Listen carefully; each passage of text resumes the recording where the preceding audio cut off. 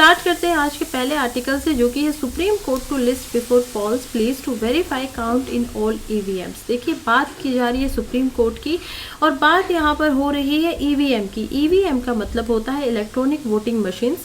इसके अंदर supreme court के पास में बहुत सारे पिटीशंस जाती हैं, लगातार 1 साल से ये पिटीशंस जा रही थी। पिटीशंस यानी कि याचिकाएं जा रही थी, और बहुत सारे लोगों ने इन याचिकाओं को लगाया था, जिनमें से एक यहाँ पर जो एसोसिएशन है, जो कि है एसोसिएशन फॉर डेमोक्रेटिक रिफॉर्म्स, वो भी उसमें से एक थी। अब उसके ऊपर अपेयरिंग यहाँ पर हुई, सुप्रीम कोर्ट ने याचिका को एक्सेप्ट कर लिया, और अब उन्होंने बोला कि जितनी भी यहाँ पर इलेक्ट्रिक वोटिंग मशीन्स होती हैं, जो कि लोकसभा के अभी इलेक्शन होने वाले हैं, 19 अप्रैल से ये इलेक्शन शुरुआत हो जाएगी इनकी, तो जितने भी यहाँ पर इलेक्ट्रिक वोटिंग मशीन है, उनके द्वारा जितने भी वोटर आएंगे और जो भी वहाँ पर वोट डालेंगे, तो उसको क्या करना होगा, साथ साथ में वेरीफाई करना होगा। ये करना इंपॉर्टेंट हो जाता है, क्योंकि बार बार इल्ज़ाम लगाया जाता है कि इनके अंदर कुछ गड़बड़ी की जाती है। इसी वजह से अगर कोई वोटर यहाँ पर जाकर किसी और के साथ में भी वोट कर रहा है, किसी मान लीजिए 4 पार्टीज है, पॉलिटिकल पार्टी ABCD के नाम से, एक वोटर आता है जो पॉलिटिकल पार्टी A को वोट कर रहा है, लेकिन बाय फंक्शुअली उसमें ऐसा एडिट था कि C को उसकी वोट चली जाएगी। तो इसीलिए क्या करना है, यहाँ पर जो 5 पोलिंग स्टेशन है, केवल और केवल उन्हीं पर अभी तक ये वेरिफिकेशन होती थी। सुप्रीम कोर्ट ने बोला, उन्होंने इलेक्शन कमिश्नर जो है, EC जो हमारे होते हैं इंडिया के, उनको ये बोला कि वो बिल्कुल इस पे बिल्कुल ध्यान दे, और सभी के सवाल जो पोलिंग बूथ होते हैं उनके ऊपर अब से वेरिफिकेशन इलेक्शन के अंदर करवाई जाए। इसी के अंदर जो पिटीशन है, उन्होंने टॉप कोर्ट में एक रिपोर्टेड जो जजमेंट आई थी, उसके ऊपर इसको रेफर किया था। 2013 के अंदर हम देख पाते हैं कि कैसे एक रिपोर्ट आती है, जो कि थी Subramanian Swamy versus election commission of India, और उसके अंदर जो सुप्रीम कोर्ट है, उन्होंने खुद ही ये बोला था कि देखिए इलेक्शन जो होते हैं उसमें फुलेस्ट ट्रांसपेरेंसी होना बहुत ज़रूरी है, तभी तो जो कॉन्फिडेंस है वोटर्स का वो अच्छे से यहाँ पर रह पाएगा। नेक्स्ट आर्टिकल की तरफ चलते हैं, जो कि है 3 freed Rajiv case convict sent back to Sri Lanka. देखिए जब भी बात आती है, राजीव जो गांधी थे, यानी कि पूर्व जो हमारे प्रधानमंत्री बन चुके थे, उनके साथ में क्या हुआ, उनका हो जाता है असैसिनेशन, उनको मार दिया गया था। वो एक रैली पे गए हुए थे, और उसी के अंदर श्रीलंका से कुछ लोग आते हैं, क्योंकि वो एक अग्रीमेंट करना चाहते थे यहाँ पर श्रीलंका के साथ में, जो कि तमिल के जो लोग थे वो उनको पसंद नहीं आ रहा था। वो लोग आते हैं, अपनी बॉडी के ऊपर बॉम्ब लगाते हैं, और सुसाइड मर्डर के साथ में हमारे जो राजीव गांधी थे, उनके साथ भी क्या होता है, उनकी भी डेथ हो जाती है। खैर, इसके बाद में ये जो कन्विक्ट्स है, इनको पकड़ लिया जाता है। जो उनका साथ दे रहे थे, उनमें से 3 थे, जो कि थे मुरागन अली सरीराहन, रोबेस्ट पायस एंड जया कुमार। ये तीनों जो है, इनको उम्र कैद की यहाँ पर सज़ा दिलवाई जाती है। लेकिन अभी क्या होता है कि थर्सडे को इनको छोड़ दिया जाता है।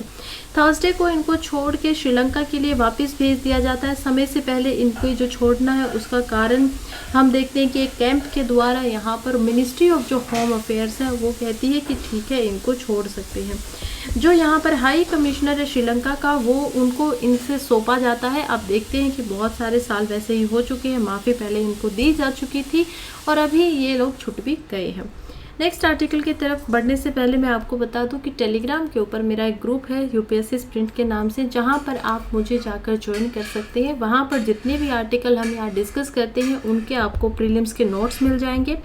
इसके अलावा कोई भी आर्टिकल जो मीन्स इम्पोर्टेंट होता है और जिसमें से सवाल आ सकता है, तो क्वेश्चन बना के मैं आप लोगों को उसमें दे देती हूँ। साथ ही में उसका जो आंसर का फॉर्मेट होता है, मेंस के आंसर के फॉर्मेट में आपको सेम टू सेम आंसर उससे मिल जाता है।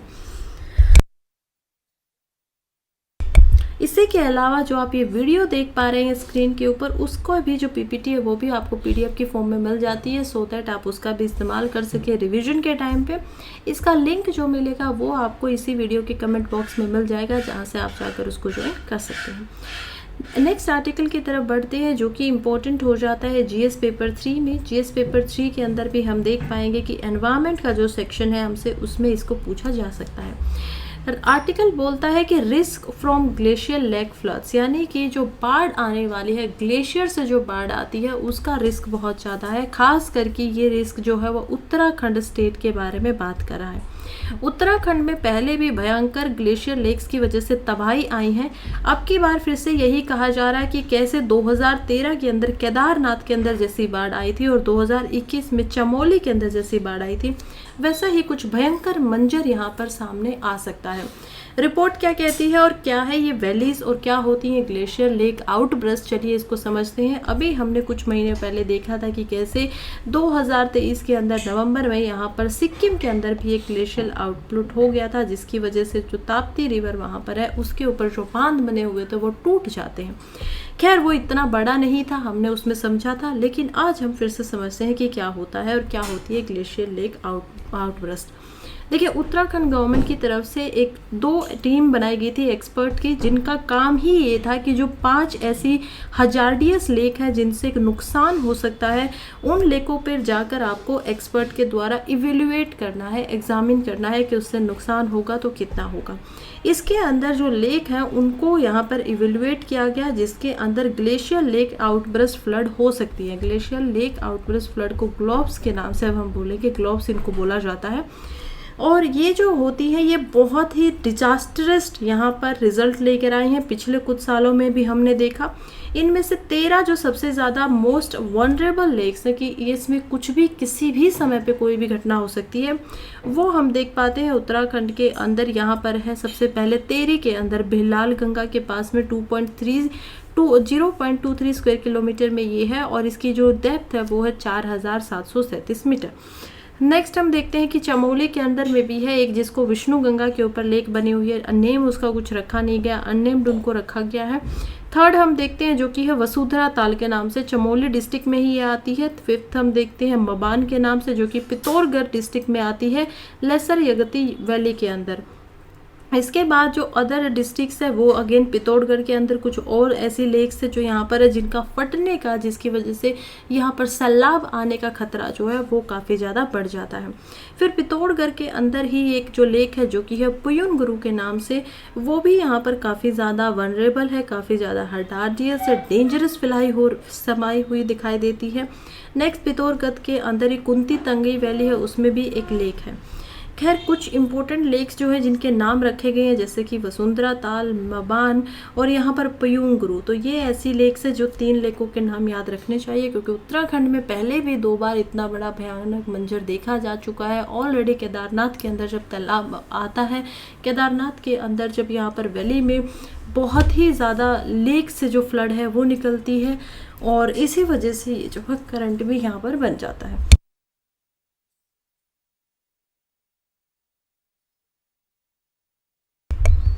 गोल जो था रिस्क असेसमेंट एक्सरसाइज का, वो यही था कि इसकी वजह से जो पॉसिबिलिटी है ग्लोव इंसिडेंट्स की, उनको रोका जा सके या कम किया जा सके। मान लीजिए हमने अभी क्या किया है, रिसर्च की है, और रिसर्च करने के बाद में ये सामने आ ही जाता है कि ये सारी की सारी ऐसी लेक्स है जिनके अंदर जो फ्लड है वो आ सकती है, तो क्यों ना उसको कैसे कम किया जा सकता है, समय पे उसको रोका जा सकता है। उसके लिए क्या करना चाहिए, स्ट्रेटजीज बनानी चाहिए। तो स्ट्रेटजीज बनाने के लिए पहले समझ में आना होगा कि एक्चुअली में ये ग्लोव क्या होती है और क्यों ये इतना ज़्यादा बढ़ रही हैं। ग्लोव एक ऐसा डिजास्टर इवेंट होता है जो कि कभी कभी जो ग्लेशियर लेक होती है, यानी कि ग्लेशियर की वजह से जो लेक बनी हुई थी, बर्फ़ की जो लेक होती है, जब वो पिघलती हैं तो पानी का लेवल बढ़ जाता है, और पानी का लेवल बढ़ने की वजह से जो भी उनके सामने जो बांधनुमा कोई भी चीज़ होती है, जिसको लोरेन और मोरेन बोला जाता है, वहाँ से वो बाहर निकल जाती है, जिसकी वजह से पानी जो है वो बहुत बड़ी मात्रा में बाहर निकलता रहता है, बहता रहता है। अब ये क्यों होता है, क्योंकि देखिए सरफेस का जो टेम्परेचर है वो जब बढ़ेगा तो ऑटोमेटिकली जो ग्लेशियर है वो क्या होगी, यहाँ पे कम हो जाएगी। मैंने कल भी आप लोगों को समझाया था कि कैसे गर्म जो हवाएं होती हैं उसके ऊपर प्रेशर कम होता है तो वो ऊपर चली जाती है। ऐसे ही जब भी पानी गर्म होता है तो वो ऊपर की तरफ आना शुरू हो जाता है, और गर्म जो यहाँ पर ठंडा पानी था वो उसकी जगह लेना शुरू कर देता है। तो जैसे जैसे यहाँ पर पानी गर्म हो रहा है, जो ग्लेशियर है वो पिघल रही है, उसी की वजह से यहाँ पर बाढ़ आ सकती है। तो यही एक बहुत बड़ा कारण है, और इसका पूरा का पूरा जो योगदान दिया जा रहा है वो दिया जा रहा है ग्लोबल वार्मिंग को, कि जैसे जैसे ग्लोबल वार्मिंग होगी, जैसे जैसे यहाँ पर गर्मी ज़्यादा बढ़ेगी, वैसे वैसे ये सारी समस्याएं सामने आएंगी। और किसी भी महीने के अंदर यहाँ पर कोई भी ऐसी लेक है जो फट सकती है, जिसकी वजह से लाखों लोगों का यहाँ पर जो घर होते हैं उनके जो जीवन पे क्वेश्चन मार्क दाग बने हुए हैं वो देखने को मिलेंगे कि क्या क्या उससे उनको नुकसान होंगे। ज़्यादा जो ग्लेशियर होते हैं, देखिए क्या होता है, जहाँ पर ज़्यादा ग्लेशियर हैं वो धीरे धीरे बहने लगते हैं, बहुत बड़ी बड़ी डेंजरस लेक बनने शुरू हो जाती हैं। और जब ये लेक्स बहुत ज़्यादा भर जाती है और इनके अंदर अनस्टेबल आइस हो जाती है, सेडिमेंट हो जाते हैं, लूज रॉक्स वगैरह के, डेब्रीज वगैरह के, इन सभी केस के अंदर जब यहाँ पर गर्मी और बढ़ती है तो जो पानी का अमाउंट होगा ह्यूज अमाउंट बनेगा और ह्यूज अमाउंट होके, बहुत ज़्यादा अमाउंट होके वो बाहर निकलेगा। ग्लो बहुत सारे कारणों से और भी ट्रिगर हो सकती है, जैसे कि ग्लेशियल काल्विंग जो होती है उसकी वजह से आइस के जो चंक होते हैं, मान लीजिए ग्लेशियर पे वो लगे हुए थे, वो एकदम से किसी लेक के अंदर यहाँ पर गिर जाती हैं, जिसकी वजह से वाटर का फ्लो एकदम से ऊपर हो जाता है, वाटर डिस्प्लेसमेंट हो जाता है। कभी कभी ऑलवेंचेस हो जाते हैं, या कभी कभी जब लैंडस्लाइड जैसी हम घटनाओं को देखते हैं तो उससे भी क्या होता है, क्योंकि यहाँ पर बहुत ज़्यादा लैंडस्लाइड हो रहा है, चीज़ें जो है लैंड नीचे की तरफ घिस रहा है और चीज़ें डेब्रीज के रूप में, पत्थरों के रूप में, पहाड़ों के रूप में जब लेक में आते हैं तो पानी भी उससे बहुत ज़्यादा मात्रा में निकल जाता है। इसी वजह से, इन सारे कारणों की वजह से जो लार्ज वॉल्यूम होता है पानी का सेडिमेंट्स के साथ में, वो बहुत ही स्पीड से नीचे की तरफ बहने लग जाता है। और इसकी वजह से जो वैलीज होती है, क्योंकि ये एक वैली, उत्तराखंड जो है वैली और माउंटेन्स का एरिया है, ज़्यादातर जो लोग बसते हैं वो घाटियों में बसते हैं, पहाड़ों पर आप नहीं बस सकते हो, तो वैलीज़ के अंदर में ये पानी बहुत बड़ी मात्रा में जाता है, ह्यूज मात्रा में जाता है। और जितने भी इंफ्रास्ट्रक्चर वहाँ पर हैं, जिसके अंदर रोड आ चुकी है, ब्रिजेज आ चुकी हैं, बिल्डिंग आ चुकी हैं, उन सभी का नुकसान होता है, सिग्निफिकेंट लॉस दिखाई देता है, लाइफ्स के ऊपर भी, लाइवलीहुड के ऊपर भी। अब हम देखते हैं कि अभी क्यों ये स्पॉटलाइट के अंदर है। रिसेंट ईयर में हमने देखा कि एक राइज हो रहा है, जब उत्तराखंड की बात हो रही है तो उत्तराखंड के अंदर ग्लोफ इवेंट्स का राइज हो रहा है हिमालयन रीजन में, जिसकी पूरा कारण मैंने आप लोगों को पहले ही बताया कि ग्लोबल टेम्परेचर के कारण ये जो ग्लेशियर मेल्ट हो रही है, उसी की वजह से यहाँ पर पानी ज़्यादा मात्रा में आ रहा है, पीछे से पानी आ रहा है तो आगे वाला पानी आगे बह रहा है। रैपिड इंफ्रास्ट्रक्चर डेवलपमेंट किए जा रहे हैं ऐसे वनरेबल एरियाज़ के अंदर में। मान लीजिए आपने लैंडस्लाइड क्यों होती है, जब लैंडस्लाइड ज़्यादातर कैसे होंगी कि आपने कुछ उसके ऊपर प्रेशर इतना डाल दिया है लैंड के ऊपर कि वो क्या करेगा, उस प्रेशर को झेल ही नहीं पाता है लंबे समय के अंदर, क्योंकि वो वैसे ही वनरेबल एरिया, उसके ऊपर आप इतना ज़्यादा प्रेशर डाल नहीं सकते हो, इतना ज़्यादा वेट नहीं डाल सकते हो। इन सभी कारणों में काफ़ी टाइम के बाद में एकदम से शायद ऐसा ना हो, लेकिन धीरे धीरे यहाँ पर हम देखते हैं कि ऐसी घटनाएं होती जाती हैं। फिलहाल के लिए 1980 से हम देख पाएंगे कि कैसे हिमालय का जो रीजन है, पर्टिकुलरली साउथ ईस्टर्न और तिब्बत एंड चाइना के जो नेपाल बॉर्डर है, उनमें काफ़ी सारे यहाँ पर ग्लेशियर लेक एक्टिविटीज़ हैं जो बढ़ चुकी हैं। ये जो एक्टिविटीज़ बढ़ती हैं, इसकी वजह से न्यूमेरियस कम्युनिटी जो वहाँ पर रहती है बहुत सारी, और इंफ्रास्ट्रक्चर जो है थर्ड पोल के अंदर, उनको बहुत सारा यहाँ पर डर हो जाता है, खतरा हो जाता है कि कैसे अगर ये फट जाती है तो इन लोगों का जो यहाँ रह रहे हैं उनका क्या होगा। अप्रोक्सीमेटली एक यहाँ पर जनरल है नेचर के अंदर, उसके अंदर एक रिपोर्ट छापी जाती है थर्ड पोल के नाम से, और उसमें बताया जाता है कि अगर यहाँ पर तिब्बत की प्लेटू से जो लेक से उनका पानी निकलेगा तो लगभग 6350 किलोमीटर का जो एरिया है, स्क्वायर किलोमीटर का एरिया, उस पर यह रिस्क है ग्लोफ हो जाएंगी, जिसकी वजह से 55,000 से ज़्यादा जो बिल्डिंग्स होंगी वो यहाँ पर नुकसान हो जाएगी, ख़त्म हो जाएंगी। 105 ऐसे हाइड्रो प्रोजेक्ट्स हैं जिनसे पानी से हम लोग बिजली बनाते हैं, वो नुकसान हो जाएंगे। 194 स्क्वायर किलोमीटर का जो फार्म लैंड होता है, खेती होती है, एग्रीकल्चर लैंड होता है, वो खराब हो जाएगा। 5005 किलोमीटर के ऐसे रोड्स होंगे जिसमें हमें नुकसान देखने को मिलेगा, और लगभग 4338 ब्रिजेस है, यहाँ पर पुल बने हुए हैं जो टूट फूट जाएंगे, तहस नहस हो जाएंगे। फरवरी 2023 में एक और रिपोर्ट जिसमें पता चलता है कि कैसे 3 मिलियन ऐसे लोग हैं इंडिया के अंदर, और 2 मिलियन यानी कि 3 मिलियन 30 लाख लोग ऐसे होते हैं इंडिया में, और 20 लाख लोग ऐसे हैं पाकिस्तान में जिनको ग्लोव्स का खतरा होता है, जिसकी वजह से उन लोगों की जान भी यहाँ पर जा सकती है। तो एक बहुत बड़ी समस्या है। अभी सिचुएशन क्या है उत्तराखंड के अंदर? उत्तराखंड में देखिए 2 मेजर ग्लोव इवेंट्स पास्ट में हो ही चुके हैं। पहला 2013 में होता है केदारनाथ वैली के अंदर, जिसमें हज़ारों में लोगों की डेथ होती है।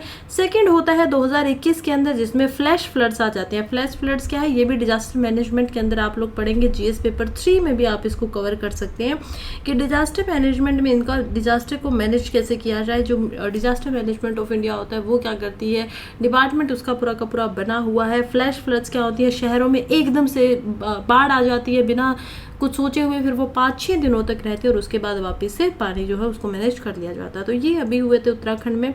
अभी उत्तराखंड के अंदर 13 ऐसी ग्लेशियर लेक्स हैं जिनके ऊपर ग्लोव्स हो सकता है एक्चुअली में। अभी जो एनालिसिस हुआ है अवेलेबल डाटा एंड रिसर्च से, उससे समझ में आता है कि जितने भी टेक्निकल इंस्टीट्यूशंस हैं वो बताते हैं कि रिस्क जो है वो 3 कैटेगरीज के अंदर बांटा हुआ है।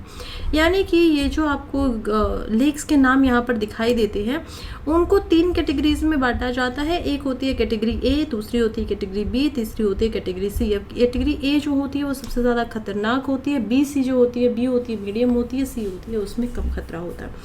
ऐसी माना जा रहा है कि 5 ऐसी हाईली सेंसिटिव ग्लेशियर लेक्स हैं जो कैटेगरी ए में आती हैं, यानी कि कभी भी उनके अंदर कुछ भी हो सकता है, जिसमें वसुंधरा ताल जो कि धौली गंगा बेसिन के अंदर है, चमोली डिस्ट्रिक्ट में 4 ऐसे लेक्स हैं जो कि पिथौरगढ़ डिस्ट्रिक्ट में है, मबन लेक, लेशरी कक्ति वे, पयूनगरा, दारमा बेसिन में, और एक अनक्लासिफाइड लेक्स है दरमा बेसिन के अंदर ही, जो कि यहाँ पर बहुत ज़्यादा परेशानी दिखा रही है।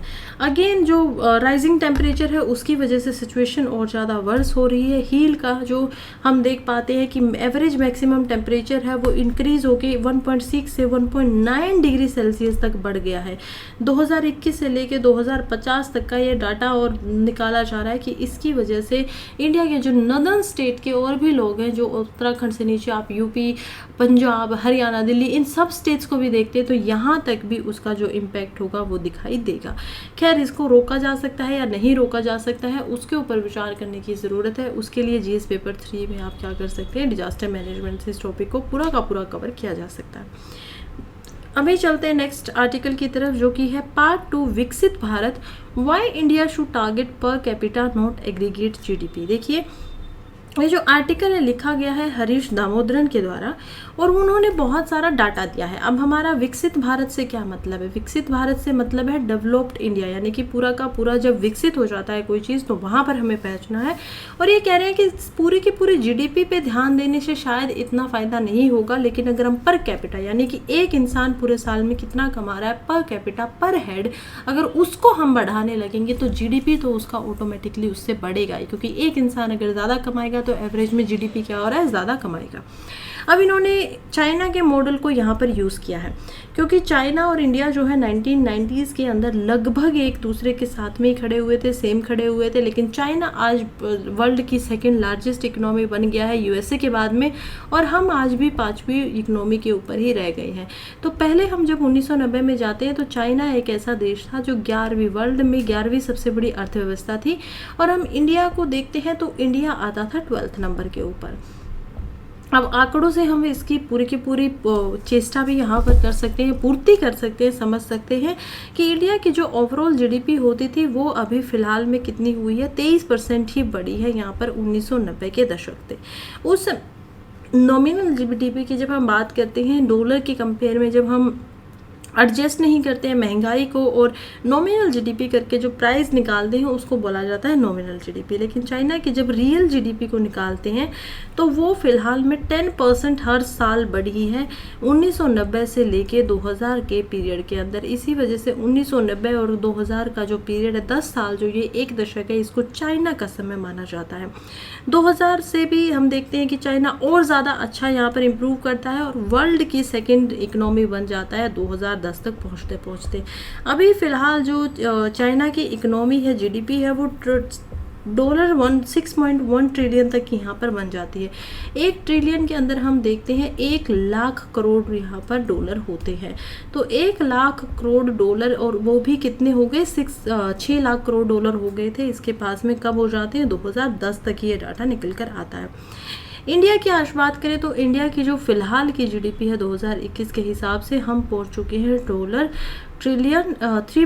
ट्रिलियन के ऊपर, और हमारा सपना क्या है कि हमें 2030 तक 5 ट्रिलियन तक की अर्थव्यवस्था बन जाना है।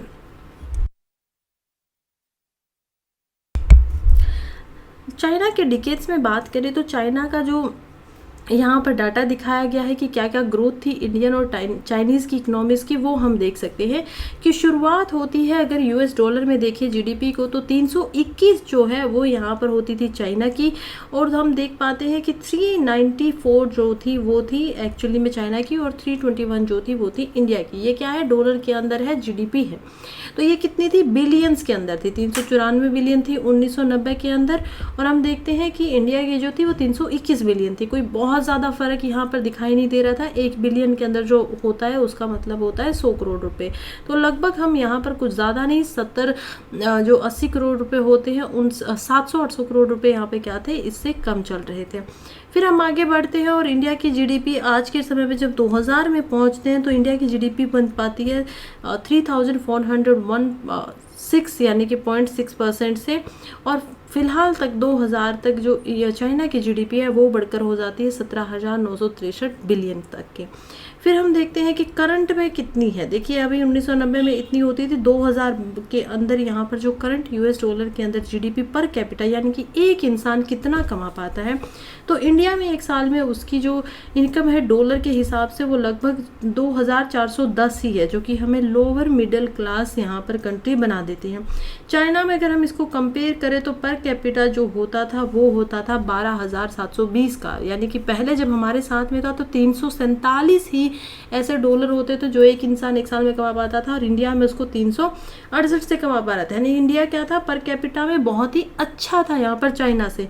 लेकिन इंडिया की ग्रोथ उतनी स्पीड से नहीं हो पाई जितनी स्पीड से चाइना यहाँ पर आगे बढ़ गया। खास करके फ़र्क अगर हम देखें तो लगभग 10 गुना का यहाँ पर फ़र्क आ गया, 10 टाइम्स का यहाँ पर फ़र्क आ जाता है।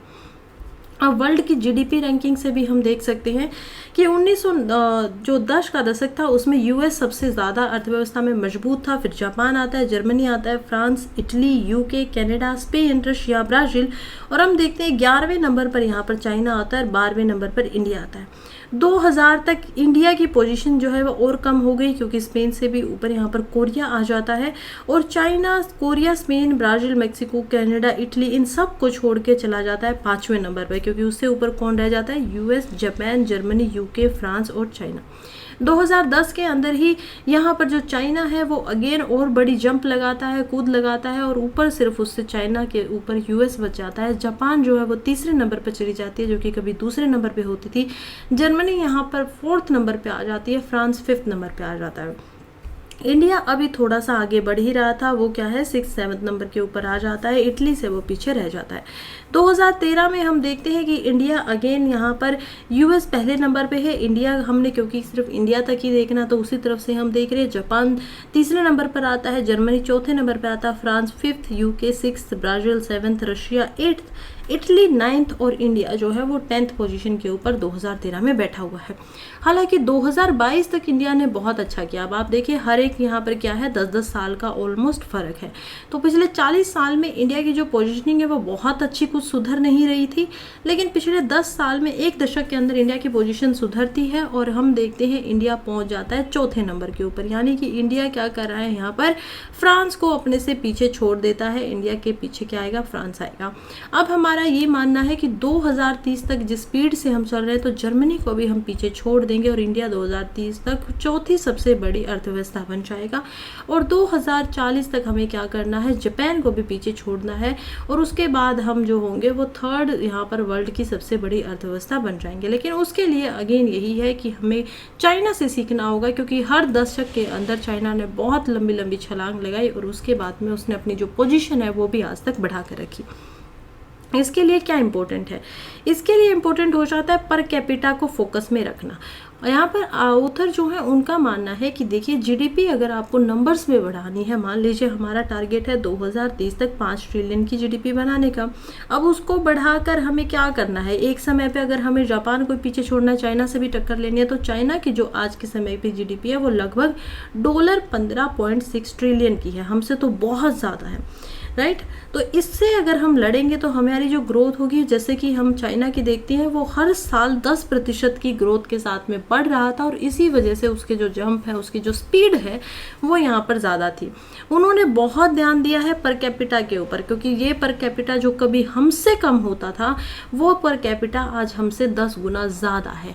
तो इसी वजह से इंडिया को भी अगर ग्रोथ करनी है तो उसको हर जो एक इंसान है हमारे यहाँ पर, उसकी कैपिटल को बढ़ाना पड़ेगा, तभी जाकर हम क्या कर सकते हैं, हमारी जो ओवरऑल जीडीपी है उसको बढ़ा सकते हैं।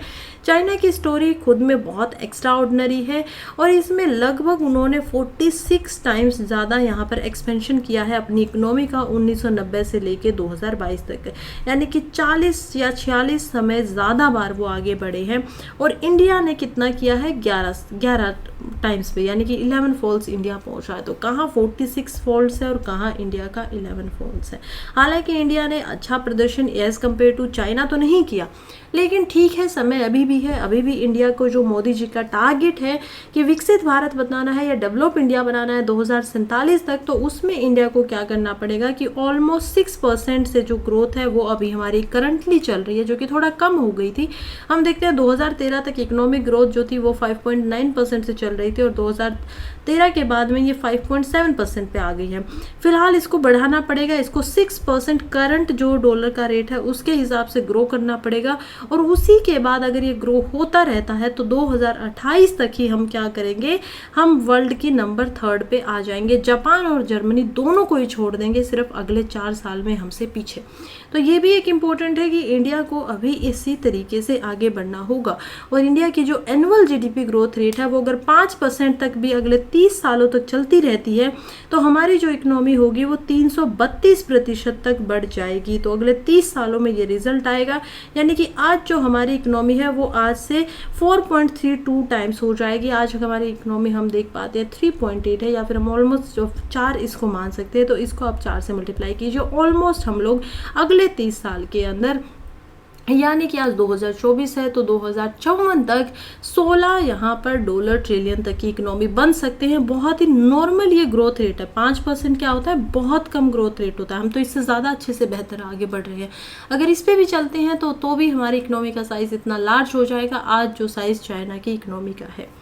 खैर, इसी के ऊपर काम हो रही है। ऑथर का यही बोलना है कि अगर हम एनालाइज करेंगे तो समझ पाएंगे कि इंडिया जो है वो एक लोअर मिडिल इनकम कंट्री में आता है, और इसको जो डेवलप कंट्री होती है उनकी जीडीपी पर कैपिटा जो होती है वो मानी जाती है $13,886 से ज़्यादा। तो ये जीडीपी का अगर एक इंसान कमा पा रहा है तो इसका मतलब वो क्या है, कोई एक विकसित भारत के अंदर या विकसित कंट्री का वो मेंबर माना जाएगा। लेकिन क्योंकि हमारे यहाँ पर केवल और केवल $2,500 भी डॉलर नहीं कमाए जा रहे हैं, तो इसी वजह से हम लोग लोअर मिडिल इनकम कंट्रीज में आते हैं।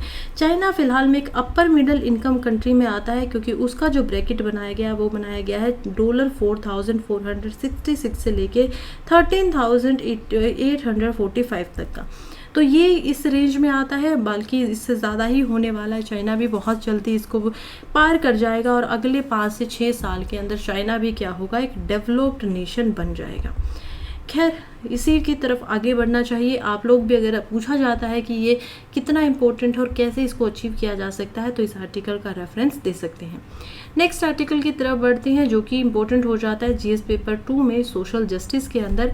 आर्टिकल बात कर रहा है कि जो एजुकेशन के अंदर गैप्स हैं उनको कैसे यहाँ पर भरा जाए, जो ब्रिजेस है उसको कैसे एक पुल बनाया जाए जो जगह खाली है उसके अंदर। तो ये आर्टिकल लिखा गया है सुदीप्ता दत्ता के द्वारा। बात करते हैं कि एनुअल स्टेटस जो है एजुकेशन रिपोर्ट्स का, ये एक रिपोर्ट छापी गई थी ASER के द्वारा, और ये बात कर रही है कि कैसे एक बेसिक से ज़्यादा, जनवरी में रिपोर्ट आती है और बताती है कि जो एज ग्रुप में 14 से लेकर 18 साल तक के बच्चे हैं उनके अंदर जो बेसिक सेकंड क्लास तक का रीडिंग कॉम्प्रीहेंशन करने की क्षमता होती है, उनको भी उसमें से ऐसे है कि 25% बच्चे उसको नहीं कर पाते हैं। तो बहुत ही बड़ी ये बात हो जाती है कि इतना भी एक बच्चा नहीं कर पा रहा है। जब मैथमेटिक्स की बात करते हैं तो वो उसमें भी स्ट्रगल करते हैं, चाहे उनको क्लास 3 या क्लास 4 का ही मैथमेटिक्स यानी कि मैथ पढ़ना होता है, वो भी उसको अच्छे से नहीं कर पा रहे हैं। तो ये इंडिया के कहीं ना कहीं एजुकेशन की जो कमी है, जो क्वालिटी है, हो सकता है कि क्वांटिटी में आप एजुकेशन बहुत सारे बच्चों को दे रहे हो लेकिन क्वालिटी में पीछे रह जा रहे हैं, और इसी को कैसे कम किया जाए। ये जो सर्वे किया गया था, एक हाउस होल्ड सर्वे भी कंडक्ट किया जाता है 28 डिस्ट्रिक्ट के अंदर और 26 जो स्टेट है इंडिया के अंदर उसमें, जिसमें से 30,000 से ज़्यादा स्टूडेंट्स को यहाँ पर लिया जाता है। उसके अंदर अर्बन स्टूडेंट्स भी आते हैं, रूरल स्टूडेंट्स को भी यहाँ पर इंक्लूड किया जाता है। इसमें पता चलता है कि 25% जो इस एज ग्रुप के बच्चे हैं 14 से लेकर 18 साल तक के, वो सही में क्लास 10-2 जो होती है उसका भी टेक्स्ट जो उनकी खुद की वर्नाकुलर लैंग्वेज के अंदर है, यानी कि आप मान लीजिए कहीं से गुजराती हो तो गुजराती के अंदर जो एक कोई टेक्स्ट है क्लास 2 के बच्चों का, वो उसको नहीं पढ़ पा रहे हैं। तो 100 में से हर जो 25 बच्चे होंगे वो उसको ढंग से पढ़ नहीं पा रहे हैं, समझ नहीं पा रहे हैं। तो ये बहुत बड़ी बात हो जाती है कि वो ओल्डर तो हो रहे हैं, बड़े तो हो रहे हैं, और जैसे जैसे बड़े होते जा रहे हैं वैसे वैसे उनका जो ड्रॉप आउट का यहाँ पर परसेंटेज है वो भी काफ़ी ज़्यादा बढ़ जाती है, यानी कि बच्चे क्या हो रहे हैं, स्कूल में से बाहर निकल जाते हैं। तो 3.9% ऐसे बच्चे हैं जो 14 साल की स्कूल तक गए ही नहीं है एज के अंदर कभी भी, और दूसरे ऐसे हैं कि जो 32.6% ऐसे बच्चे हैं जो कि यहाँ पर 18 साल के हो चुके हैं और स्कूल में जाने के बाद में उसके बाद में वो क्या करते हैं कि वहाँ से बाहर निकल जाते हैं 12th के बाद में, या 18 के प्लस की जो उनकी एज होती है उसके बाद में पढ़ाई नहीं करते हैं। नेक्स्ट डाटा है यहाँ पर 5.6% का जिन्होंने वोकेशनल जो ट्रेनिंग होती है उसके लिए यहाँ पर स्किल लिया हुआ। वोकेशनल ट्रेनिंग का क्या मतलब है कि आप कोई स्किल सीख रहे हो, स्किल में कुछ भी हो सकता है, मे बी आप कुछ इंजीनियरिंग का कुछ स्किल सीख रहे हो, आप एनीथिंग, ऐसी जो स्किल्स बहुत सारी प्रोवाइड करवाई जाती है इस एज ग्रुप में, खास करके स्कूल्स में इसको करवाया जा रहा है, क्योंकि हमारा जो एजुकेशन है वो फिलहाल में जॉब की जो डिमांड्स है उनको पूरा नहीं कर पा रहा है। तो इसी वजह से क्या किया जाता है कि आप ऐसे कुछ तरीके से चेंज लेकर आइए। अब हम देखते हैं कि एक और रिपोर्ट छपती है जो कि बात करती है शेड्यूल ट्राइब्स के बारे में। ये रिपोर्ट जो है वो है education in India, politics of education in India, perspective from below. अब ये लिखी गई है रामदास रूपावत के द्वारा। ये कहते हैं कि कैसे जब ट्राइबल्स की बात आती है तो उनके साथ तो और भी ज़्यादा खराब यहाँ पर होता है, क्योंकि ट्राइबल्स एक ऐसी ग्रुप है, यानी कि जनजातीय एक जो समूह है वो एक ऐसा समूह है जो बहुत ही ज़्यादा डिसएडवांटेज के अंदर फिलहाल है। बहुत सारे ट्राइबल चिल्ड्रन होते हैं जो फिलहाल ग्रो कर रहे हैं, आगे बढ़ रहे हैं, लेकिन उनको कोई भी फॉर्मल एजुकेशन फिलहाल के लिए नहीं दी गई है। पॉलिसी मेकर्स जो हैं वो भी उनको फॉर्मल एजुकेशन के लिए एंथुजियाज्म नहीं दिखा रहे हैं, बहुत ज़्यादा सक्रिय नहीं है। तो ग्राउंड रियलिटी यही बताती है कि स्टेट से स्टेट में अगर हम देखें तो जो फेमिलियर प्रॉब्लम है, एक जैसी जो समस्याएं निकल कर आती हैं बहुत सारे ट्राइबल ग्रुप्स के बच्चों के लिए, वो दिखाई दे रही हैं। लोकल डिस्कनेक्ट भी हो जाता है, क्योंकि क्या होता है कि रूपावत अपने ही आर्टिकल में ये आर्ग्यू करते हैं कि एजुकेशन का जो अरेंजमेंट है इंडिया के अंदर में वो कहीं नहीं फाइंड होता कि रेजिडेंट ट्राइबल स्टैंडर्ड के ऊपर वो कहीं पर भी मैच हो जाए। अब रेजिडेंट ट्राइबल सेंटर क्या होता है, देखिए स्टैंडर्ड हम किसी भी चीज़ का नापते हैं कि यहाँ पर बच्चा जो है वो आराम से रह कर पढ़ाई कर पाता है या नहीं कर पाता है, तो उस स्टैंडर्ड तक यहाँ पर इंडिया के अंदर में एटलीस्ट कोई भी ऐसे स्कूल रिपोर्ट के अकॉर्डिंग दिखाई नहीं देते जो ट्राइबल बच्चों को उतनी अच्छी यहाँ पर सुविधा प्राप्त करवा सके। हालांकि आदिवासी जो बच्चे होते हैं उनके लिए एकलव्य नाम की स्कीम चलाई गई है स्कूल्स की, उसमें उनको लाया भी जाता है, वो हॉस्टल फैसिलिटीज़ भी देते हैं, लेकिन ये भी बहुत ही कम ऐसे बच्चे हैं जो इसको प्रोवाइड करवा पाते हैं, इसके अंदर इनरिच कर पाते हैं, जा पाते हैं।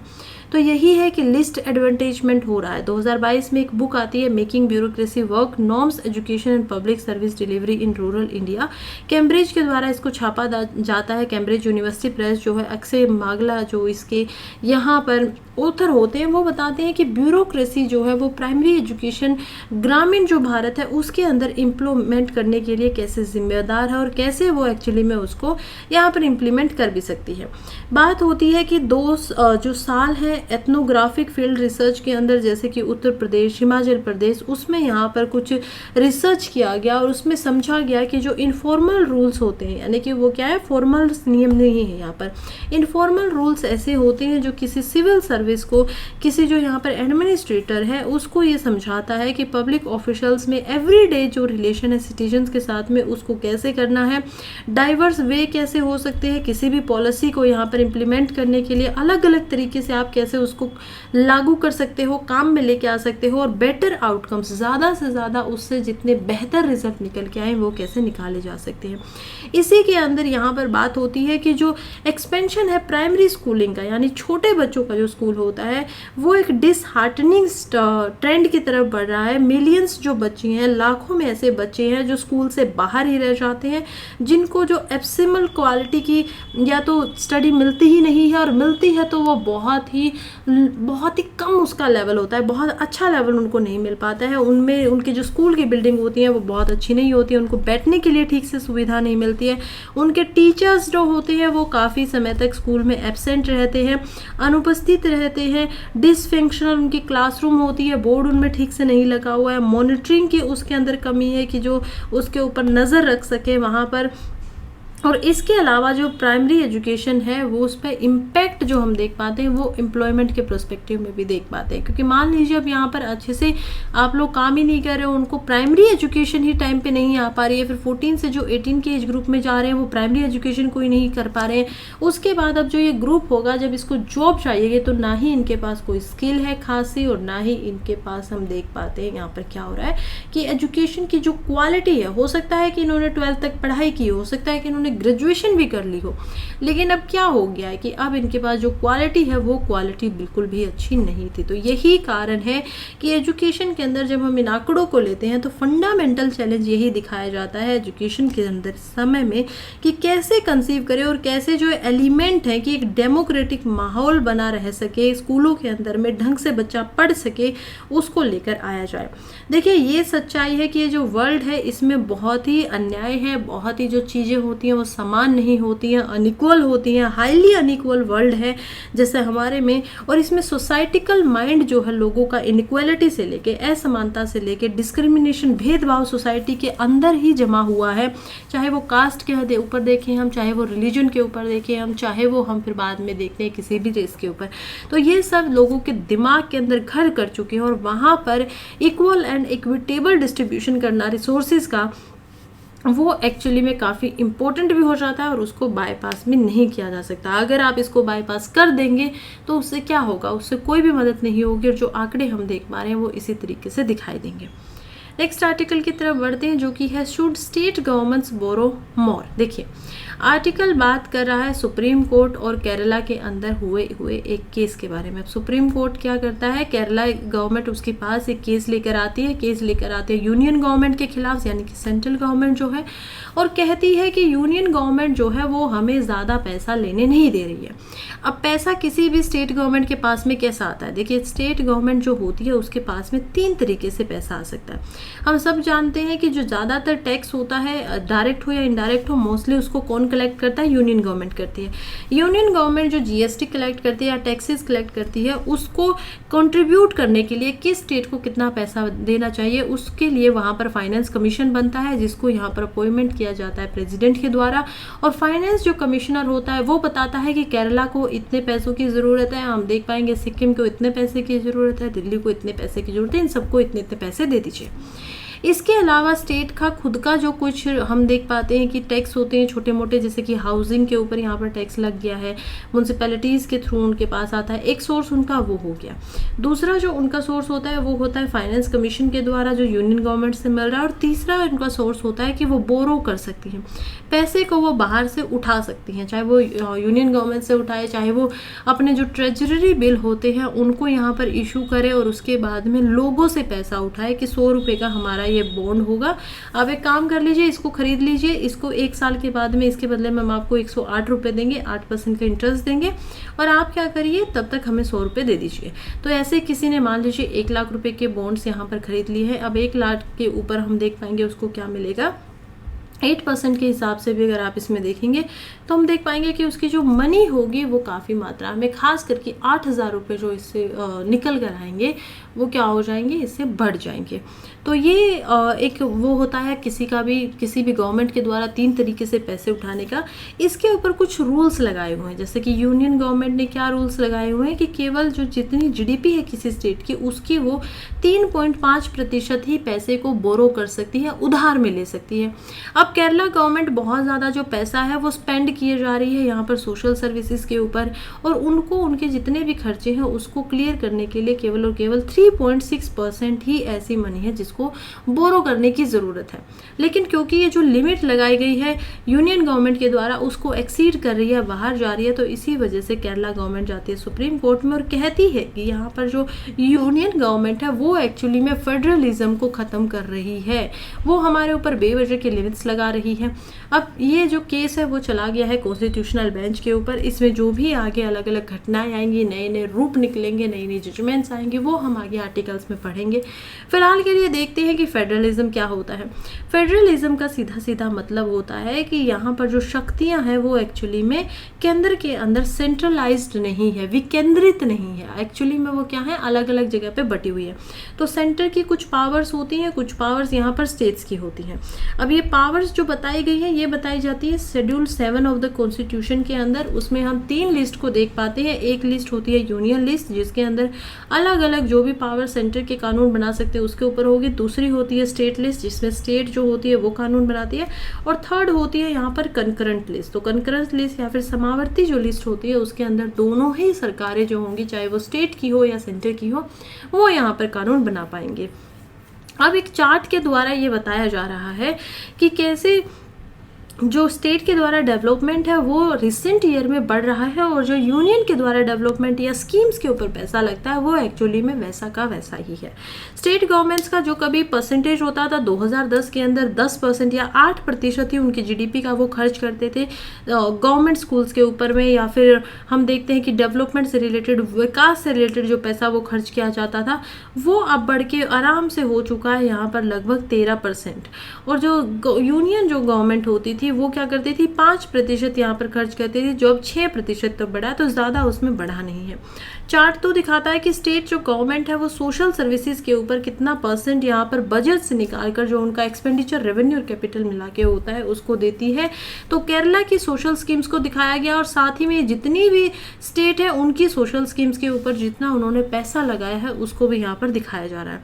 तो केरला की जो सोशल स्कीम्स है एक्चुअली में उसके ऊपर बहुत सारा पैसा लगा है। केरला की जो सोशल स्कीम्स है इंक्लूडिंग एलएसबी जो स्पेंडिंग है वो धीरे धीरे पहले बहुत ज़्यादा होती थी, 45% तक होती थी, वो अब पहुंचकर यहाँ पर 30% तक बढ़ गई है। और जितनी और स्टेट यहाँ पर सोशल स्कीम्स के ऊपर काम कर रही है उनकी जो जीडीपी का परसेंटेज हो गया वो थोड़ा सा बढ़ा है। कभी 30 वो होता था और अब बढ़कर वो हो गया 35 तक। अब इसमें क्या क्या खर्चा किया जा रहा है, तो कैपिटल जो एक्सपेंडिचर है वो लगभग 10.6% का यहाँ पर किया जाता है गवर्नमेंट ऑफ केरला ने 2022-23 के अंदर। फिर अदर जनरल जो सर्विसेज के ऊपर उन्होंने खर्चा किया वो किया 11.7% का। पेंशन्स में उन्होंने 16.4% जो उनकी जीडीपी है उसका पैसा दिया। इंटरेस्ट जो देने थे पेमेंट्स के उस पर लगे 15.9%, एलएसजीज के ऊपर लगे 6%, इकोनॉमिक सर्विस हम देखते हैं 7.7%, सोशल सर्विसेज यहाँ पर 31.7% तक हो जाती हैं। ये थी कुछ हमारे लिए इम्पोर्टेंट बातें जो कि स्टेट के रिलेटेड हमें पता होनी चाहिए थी। आगे बढ़ते हैं और चलते हैं नेक्स्ट आर्टिकल की तरफ, जो कि है why Vistara pilots are unhappy before Air India merger. देखिए ये इंपॉर्टेंट वैसे तो यूपीएससी के पॉइंट ऑफ व्यू से बहुत ज़्यादा इंपॉर्टेंट है नहीं, मेंस में आप इसको थोड़ा सा समझ सकते हैं कि कैसे अगर इससे रिलेटेड कोई भी सवाल करंट अफेयर से रिलेटेड पूछ लिया जाता है, एयरलाइंस की प्रॉब्लम से रिलेटेड, तो उसमें इसमें से कुछ ऐसे पॉइंट्स हैं जो लिखे जा सकते हैं। खैर देखते हैं कि विस्तारा जो है अगले साल में टाटा के द्वारा चलाया गया ये एक्चुअली में एक एयरलाइन है जिसका मर्जर होने वाला है, मिलने वाली है ये एयरलाइन एयर इंडिया के साथ में। अगले साल तक ये एयर इंडिया में बनेगी और इसी की वजह से कुछ ऐसे पायलट्स हैं जो इस वजह से अनहैप्पी हैं, वो लोग यहाँ पर आ नहीं रहे हैं, सिक लीव्स ले लिए हैं उन्होंने, और जिसकी वजह से विस्तारा में हम देखते हैं कि थर्सडे के अंदर बहुत सारी जो फ्लाइट्स हैं, 90 से ज़्यादा ऐसी फ्लाइट्स थी जिनको डिले किया गया, 50 से ज़्यादा ऐसी फ्लाइट्स थी जिनको यहाँ पर कैंसिल ही करना पड़ा क्योंकि उनको उड़ाने के लिए पायलट्स नहीं थे। अब इसके दो कारण माने जा रहे हैं। पहला रीज़न ये माना जा रहा है कि पायलट्स को क्योंकि एक नया पेंशन का रूल बना है, अब उसमें जो सैलरी का रूल है उसमें ये माना जा रहा है कि अभी जो पायलट्स होंगे वो केवल 50 घंटे ही हफ्ते में जो काम करते हैं, उड़ाते हैं, उन्हीं के पैसे उनको मिलेंगे। पहले ये 70 आवर्स तक का होता था कि एक इंसान 7 दिन के अंदर 70 घंटे की फ्लाइट्स करता है तो उसको उतनी पेमेंट मिल सकती थी। कुछ पायलट्स का मानना है, खासकर कि जो यहाँ पर हाई क्लास के हैं, जो कि थोड़ा हम देख पाते हैं कि जो लीडर तरीके से एक पायलट जो हैं बड़े हैं, उनको लगता है कि उनकी जो यहाँ पर इनकम होगी वो इसकी वजह से अब कम हो जाएगी। दूसरा कारण यही है कि अब जो टाटा में इसका मर्जर होगा तो पायलट्स की थोड़ी कमी हो सकती है, जिसकी वजह से उनकी जॉब है, करियर जो उनका होगा उसके ऊपर भी क्वेश्चन मार्क बन जाता है। तो ये कुछ प्रॉब्लम्स हैं और इसी से रिलेटेड यहाँ पर ये न्यूज़ थी।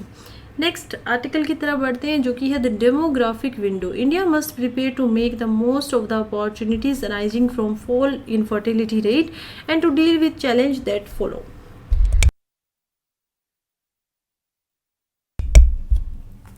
आर्टिकल लिखा गया है अमिताभ कुंडू एंड पीसी मनोहन के द्वारा। कहते हैं कि यूएन की पॉपुलेशन डिवीजन की तरफ से अभी एक प्रोजेक्शन आया है जिसमें पता चला है कि इंडिया जो है वो एक्चुअली में 2000 यहाँ पर 51 तक 1.7 बिलियन की पॉपुलेशन के साथ में वर्ल्ड की सबसे ज़्यादा पॉपुलेशियस कंट्री बन जाएगी। 1.7 बिलियन से मतलब है कि हमारे यहाँ पर 170 करोड़ लोग होंगे और उसी के बाद में हमारी जो पॉपुलेशन है वो डिक्लाइन करनी शुरू करेगी, उसके अंदर कमी आनी शुरू होगी। आर्टिकल बताता है कि इसकी वजह से जो इसका और भी कारण है उसमें आता है टोटल फर्टिलिटी रेट, यानी कि इंडिया के अंदर जितनी महिलाएं जो हैं वो फिलहाल उनका फर्टिलिटी रेट कम हो रहा है, जिसके इम्पैक्ट अच्छे होंगे। लेकिन क्योंकि अभी भी पॉपुलेशन बढ़ रही है, क्यों बढ़ रही है? क्योंकि नए बच्चे तो पैदा नहीं हो रहे हैं, लेकिन जो मॉर्टलिटी रेट होता था इन्फेंट्स का, जो बच्चे पहले जन्म लेते ही मर जाते थे, लेकिन अब मेडिकल सुविधाओं की वजह से उसमें बहुत कमी आई है। तो इसकी वजह से पॉपुलेशन क्या हो रही है, वो डिक्लाइन के ऊपर नहीं जा रही है। डिक्लाइन का मतलब होता है किसी चीज में जब आप ऊपर सबसे पहुंच जाते हो तो उसके बाद आप नीचे किस तरीके से आते हो। तो ऊपर की तरफ अभी हम 2051 तक लगातार इंडिया में पॉपुलेशन बढ़ती ही रहेगी और उसके बाद से एकदम से डिक्लाइन आना शुरू होगा। इसके लिए गवर्नमेंट ने बहुत सारी स्कीम्स निकाली हैं। इसके लिए गवर्नमेंट्स ने जो वुमन होती है अगर उनका फर्टिलिटी रेट भी कम होता है यहाँ पे, तो देख पाते हैं कि कैसे वो लेबर में ज़्यादा इंडल्ज होंगी, क्योंकि बच्चों के साथ में ये हमेशा माना जाता है कि 2 से या ज़्यादा यहाँ पर अगर किसी वुमन के बच्चे हैं तो वो उन्हीं की परवरिश में लग जाती है और जो उसके अच्छे दिन होते हैं लेबर के अंदर आने के, यानी कि वर्क फोर्स में आने के, वो उनको मिस कर देती है। उसके बाद उनके पास वो स्किल नहीं रहती है जिससे वो वर्क फोर्स के अंदर आए। तो इससे ज़्यादा महिलाएं जो होंगी वो ज़्यादा महिलाएं यहाँ पर कामकाजी बनेंगी, सामने आएंगे, जिसकी वजह से जो हाउसिंग कंडीशन होती है या ओल्ड एज सिक्योरिटी सिस्टम है वो भी मजबूत होगा। वुमेन्स की एजुकेशन जो होगी उसमें राइज आएगा और इसी तरीके से अलग फैक्टर्स की तरफ में भी ये कंट्रीब्यूट करेगा। पहला जो इम्पैक्ट होगा रैपिड डिक्लाइन का, जब टोटल फर्टिलिटी रेट जो होता है वो फॉल करेगा किसी डिपेंडेंसी रेट के तहत, तो लार्जर शेयर जो है वर्किंग अडल्ट का पॉपुलेशन में वो ओवरऑल सरप्लस करेगी जब इकोनॉमिक ग्रोथ होगी और उसमें पॉजिटिव हम यहाँ पर ट्रांसफर को देख पाएंगे। अब कुछ और आंकड़े भी दिए गए हैं। देखिए, नोट किया गया है कि जो डिक्लाइन होगा वो अनइवन होगा। ऐसे नहीं होगा कि सभी स्टेट में एक ही तरीके से यहाँ पर कमी आ रही है फर्टिलिटी रेट के अंदर, बल्कि जो लार्जर स्टेट्स हैं जैसे कि यूपी, बिहार एंड झारखंड, वो रिप्लेसमेंट का जो लेवल होगा फर्टिलिटी का वो काफ़ी अच्छे तरीके से यहाँ पर कर पाएंगी। यहाँ पर जो स्टेबलाइजेशन होगी पॉपुलेशन की वो भी बेहतर होगी, लॉन्ग टर्म में इसके इफेक्ट ज़्यादा होंगे, लेकिन जो इंटर डिस्ट्रिक्ट वेरिएशन है वो काफ़ी ज़्यादा होंगी।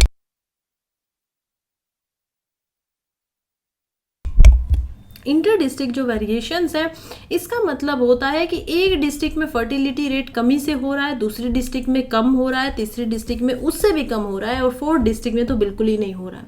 तो ये होते हैं कि एक डिस्ट्रिक्ट से दूसरी डिस्ट्रिक्ट के अंदर में बहुत सारे अंतर हैं, एक समान से कुछ भी नहीं हो रहा है। उड़ीसा एक ऐसी स्टेट बनने वाली है जिसमें फास्टेस्ट ट्रांजिशन होगा पुअर स्टेट्स के अंदर, यानी कि जो गरीब स्टेट्स हैं, और इसके अंदर जो टोटल फर्टिलिटी रेट है वो घटकर यहाँ पर 1.51 हो जाएगा 2036 तक। तो 1.51 यहाँ पर होगा 2036 तक, जिसका मतलब है एक महिला जो कि एवरेज 1.5 बच्चों को यहाँ पर जन्म देगी। अब इसी में कुछ प्रॉब्लम्स भी हैं, जैसे कि जो शिफ्टिंग होगी वर्क फोर्स की एग्रीकल्चर से लेकर इंडस्ट्रीज तक, और सर्विसेज जो होंगी वो सेक्टरल डिस्ट्रीब्यूशन को संभालना पड़ेगा, क्योंकि पॉपुलेशन कम है, ज़मीन और भी कम होगी, पॉपुलेशन और ज़्यादा बढ़ेगी, जिसकी वजह से जो लोग होंगे वो इंडस्ट्रीज़ की तरफ ज़्यादा आएंगे, सेक्टर की तरफ ज़्यादा आएंगे। स्किल डेवलपमेंट जो होगा एससीज एंड एसटी में, या जो रिलीजन माइनॉरिटी होती हैं उनको इंश्योर करना पड़ेगा कि वो लेबर से पीछे ना रहें और ग्रोइंग जो सेक्टर्स हैं उनके अंदर आ सके। एशिया 2050 की भी रिपोर्ट आती है जो कि एशियन डेवलपमेंट बैंक के द्वारा यहाँ पर लिखी गई है, और उन्होंने बताया कि 21वीं सदी जो है वो एशिया की है। इंडिया जो होगा वो इसमें बहुत ही मेजर एक्टर रहेगा, और इंडिया की जो पॉसिबिलिटी है वो काफ़ी ज़्यादा अच्छी है, इनएविटेबल नहीं है, उसको रोका तो नहीं जा सकता, लेकिन इंडिया की जो ग्रोथ होगी पॉपुलेशन में भी, इकोनॉमी के अंदर भी, वो यहाँ पर बहुत बेहतर होने वाली है। तो हमारे पास 21वीं सदी के ऑलरेडी यहाँ पर 24 साल जा चुकी है, बचे हैं ऑलमोस्ट 76 ईयर्स, और देखते हैं कि इसमें कितनी बेहतरी से काम किया जा सकता है। फिलहाल के लिए इम्प्रूवमेंट करना जीवन के अंदर जो कि लाइफ एक्सपेक्टेंसी होती है वो एसोसिएट किया गया है एज्ड प्रॉब्लम्स के साथ में, और जो जैसे जैसे उम्र बढ़ती जाती है वैसे वैसे बीमारियां बढ़ती जाती हैं, जिसकी वजह से हाई डिमांड हो जाती है हेल्थ केयर की फैसिलिटीज़ की। इंडिया को ये भी एक्सेप्ट करना पड़ेगा कि जैसे जैसे यहाँ पर जो प्रेडिक्टेड टाइम है इंडिया का, जो यूथ का टाइम होगा, वो एक टाइम पे इंडिया 2070-90 तक यहाँ पर क्या बन जाएगा, धीरे धीरे जो पॉपुलेशन होगी यूथ की वो एज पॉपुलेशन की तरफ जानी शुरू हो जाएगी। जो समस्या फिलहाल अभी जापान जूझ रहा है जिस समस्या से, वो इंडिया को भी जूझनी पड़ेगी डेमोग्राफिक ट्रांजिशन की वजह से। तो खैर ये कुछ आंकड़े थे हमारे पास जिनका इस्तेमाल हम कर सकते हैं ऐसे के पेपर के अंदर, लिख सकते हैं। पॉपुलेशन से रिलेटेड अगर कोई सवाल आता है, या फिर अगर कोई सोशल जस्टिस से रिलेटेड या सोशल जो प्रॉब्लम्स होती है उनसे रिलेटेड सवाल आता है, तो इन सभी आंकड़ों के साथ में बताया जा सकता है कि हाँ ये अच्छा है कि हम आगे की तरफ बढ़ रहे हैं, पॉपुलेशन जो हमारा ट्रेंड होगा वो भी यहाँ पर धीरे धीरे सेट होगा। लेकिन उसके लिए क्या करना पड़ेगा, थोड़ी सी मेहनत भी करनी पड़ेगी, चीज़ें भी समझनी पड़ेंगी।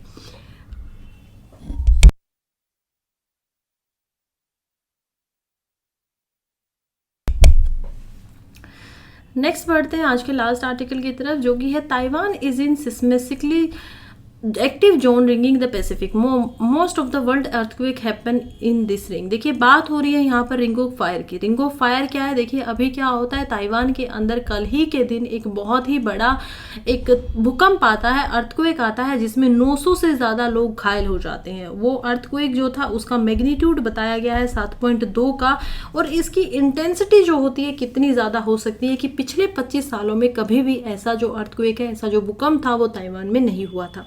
इसका जो एपी सेंटर था वो लगभग 18 kilometre south west of Julian country था, ईस्टर्न ताइवान से। मैग्नीट्यूड इसका बहुत ज़्यादा था।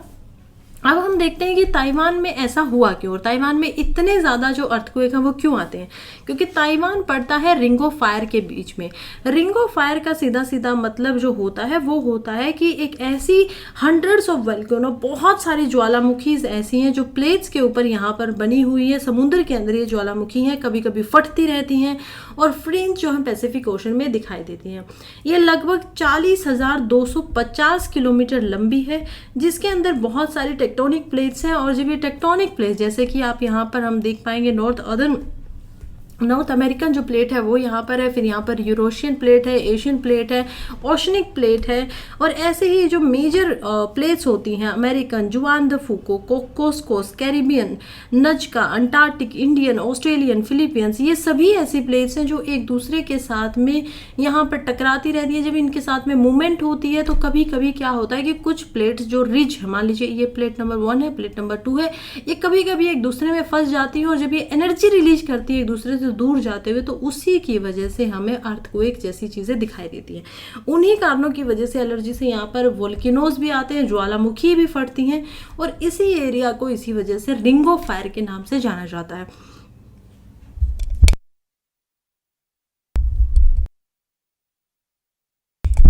रिंग ऑफ फायर जो है ये पैसिफिक ओशन के अंदर है। यहाँ पे इसका पूरा का पूरा डायग्राम भी आप लोग देख पाएंगे। प्रीलिम्स के लिए इंपॉर्टेंट हो जाता है, इवन मेंस के लिए भी बहुत ज़्यादा इंपॉर्टेंट टॉपिक है, तो इसको कवर करना डिटेल के अंदर। खैर अभी के लिए हमारा जो दोनों न्यूज़पेपर है वो यहीं पे ख़त्म हो जाते हैं। Thank you so much for being here, जो भी अभी तक यहाँ पर बना हुआ है। वीडियो अगर पसंद आई हो तो वीडियो को लाइक कर दीजिए, चैनल को सब्सक्राइब कर दीजिए, इससे मुझे हौसला मिलेगा, मैं और अच्छी बेहतर वीडियोज़ आप लोगों के लिए लेकर आऊँगी। और अभी के लिए चलती हूँ, कल फिर से मिलूंगी, तब तक के लिए पढ़ते रहिए, आगे बढ़ते रहिए। All the very best.